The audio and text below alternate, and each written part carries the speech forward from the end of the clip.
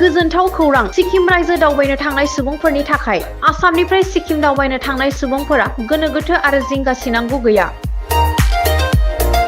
बर'नि हटेल एबा Simon group of हटेला नोंथांमोननो लानानै फैदों खम बेसेनावनो मोजां रोखोमै हर थानो हानाय खथा, साखोन सिखोन दुगैग्रा कम्फर्टेबल स्टे, लोगोसे ट्रेन्सपर्टेशन एन्ड सिक्किम टावार प्रभाइडेडनिबो सुबिदा दं बे हटेलाव।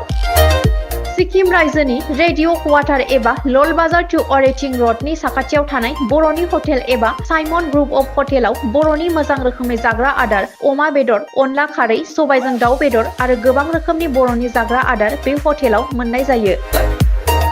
नोंथांमोना आसामनिफ्राय सिक्किम रायजोआव दावबायनो थांनोब्ला बर'नि हटेल एबा साइमन ग्रुप अफ हटेलाव थानो सानदोंब्ला नैबे जानबुं नं 7501510292 7501292996 नम्बराव सुरात लानानै बे हटेलाव मोजां रोखोमै हर थाहैनो हागोन।